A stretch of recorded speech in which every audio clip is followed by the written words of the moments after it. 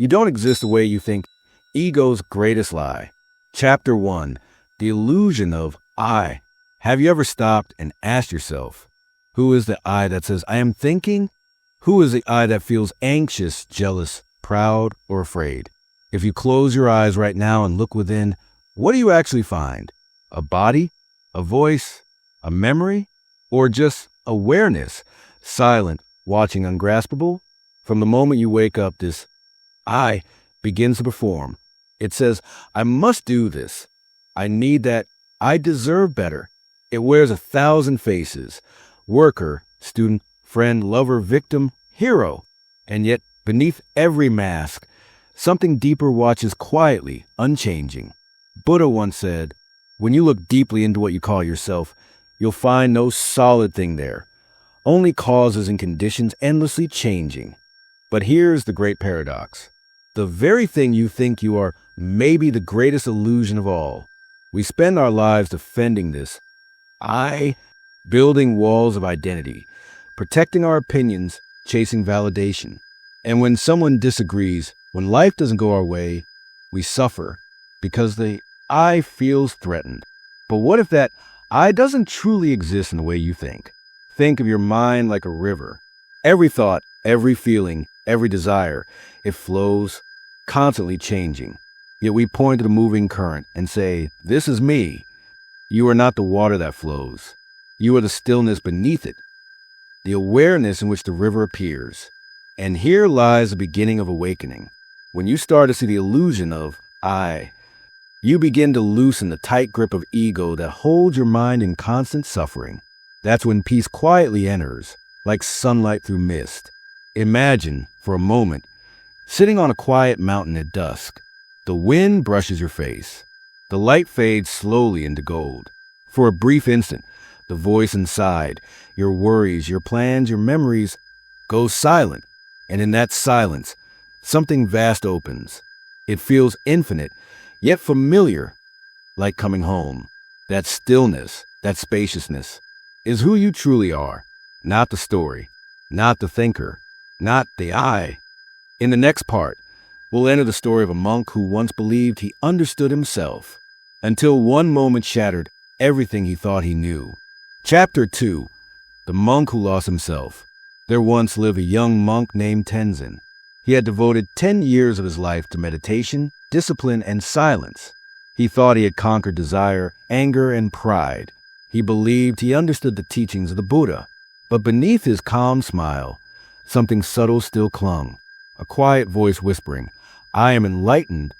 Every morning, he would bow before the statue of the Buddha, feeling a small spark of pride. I am closer to awakening than most. He didn't see it then, but that very thought was a final veil of ego, the most dangerous illusion of all. One evening, as the moon rose above the monastery, Tenzin went to meditate in the forest. He sat beneath an ancient Bodhi tree, the same kind that sheltered the Buddha long ago. The forest was alive, crickets wind and the distant call of night birds. He closed his eyes and focused on his breath. At first, peace came easily, but soon his mind began to whisper. You are pure consciousness, it said. You are beyond this world. He felt proud again, and in that moment, everything shattered. A sudden wind howled through the forest. Tenzin's body began to tremble. His breath grew shallow. He opened his eyes, and for the first time, he couldn't recognize the one who was looking. The trees seemed alive with awareness. The ground beneath him pulsed. He could feel every drop of rain, every leaf trembling in the dark. But he, the one who said, I am Tenzin, had vanished. There was only experience. Without a center, without a self. He tried to think, but the thoughts no longer belonged to him. He tried to move, but movement happened on its own. He tried to remember who he was, but the memory felt like a dream someone else had dreamed. Then he heard a whisper, not from outside, but from the silence itself. You are the mirror, not the reflection. And in that instant, everything became clear. The I he had spent years perfecting, the disciplined monk, the seeker, the enlightened one, was nothing more than a story told by consciousness to itself. He laughed. and his laughter echoed to the forest like a prayer. Rain fell on his face, but there was no one left to feel wet, only awareness, infinite, still and free. At dawn, the other monks found him sitting motionless, eyes open, smiling softly. He looked the same, yet profoundly different. When they asked what had happened, he simply said, "Tenzin is gone. What remains is peace." You see, what happened to Tenzin is not madness. It's awakening. He didn't lose himself. He lost the illusion that there ever was a separate self to begin with. This is what the Buddha meant when he said, "There is no self in the five aggregates, form, feeling, perception, formations, and consciousness. What you call I is only a dance of conditions." But here's the secret most of us miss. You don't need to sit under a Bodhi tree or spend years in meditation to glimpse this truth. Every day, in the smallest moments, when you lose yourself in laughter, when you're fully absorbed in music, when you forget your worries while watching the sunset, the ego dissolves for a heartbeat. And in that brief silence, your true nature shines through. That's the real you, not the thinker, not the doer, but the awareness behind all doing. But if ego is an illusion, why do we keep falling for it? Why does the I rebuild itself again and again? Even after glimpsing the truth, the answer lies in our conditioning, the dream of separation. In Chapter 3, we'll explore the dream of ego and the unseen karmic patterns that keep your consciousness trapped in the illusion of I. You'll see how even your dreams, your desires, and your fears are part of a much deeper cosmic play. Chapter 3, the dream of ego. Have you ever wondered why, even after moments of peace, insight, or clarity, the same fears, the same desires, the same me seems to rise again, like waves returning to shore? You may realize the ego is an illusion, but by the next morning, you're already caught in the story of I, me, mine. Why does it happen? Because the ego doesn't live in your conscious mind alone. It lives in your dreams. It lives in your karma. It hides in the unseen architecture of your consciousness. In ancient Buddhist teachings, the Buddha often called this cycle Maya, the great illusion, where consciousness dreams itself into countless forms. And ego is the dream's narrator. It tells a story of you, a story that began long before you were born.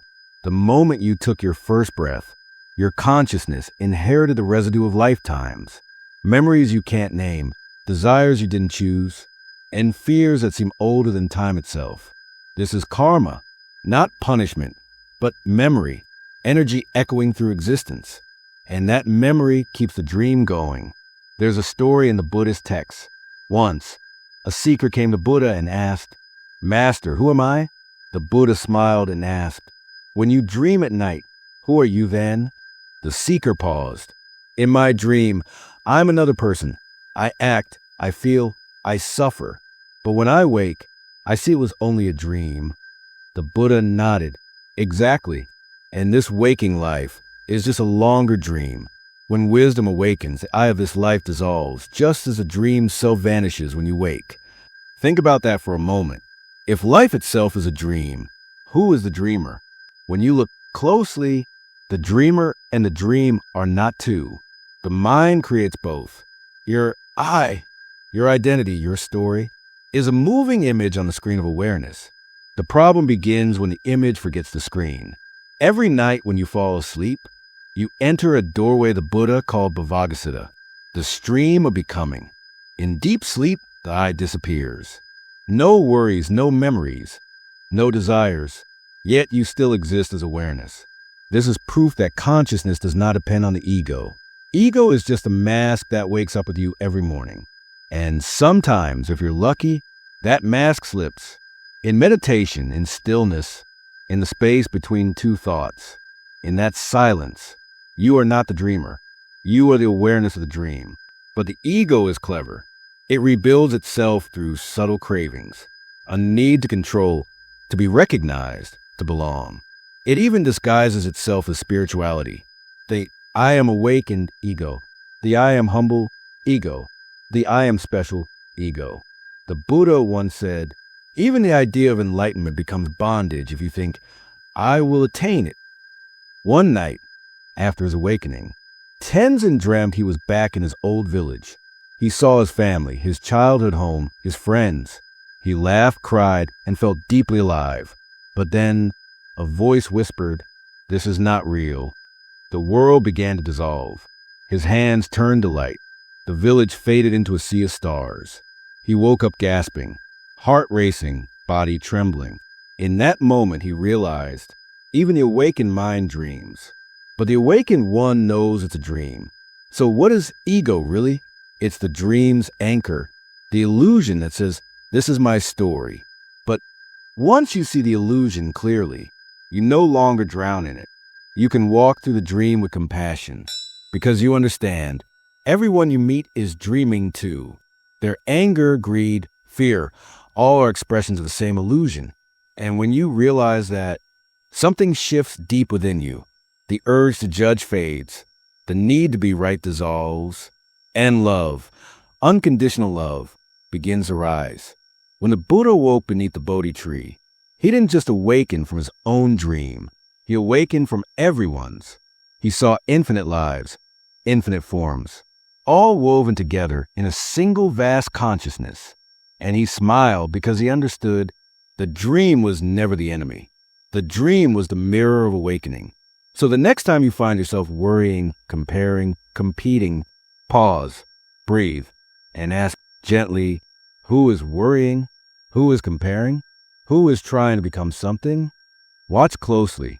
You'll find that the one asking is the same illusion that suffers. When you see this clearly, ego collapses, not with force, but with understanding, like mist disappearing under sunlight. This is not about destroying the ego. It's about seeing through it. You don't fight the mirage. You simply recognize it as reflection. And in that moment, freedom begins.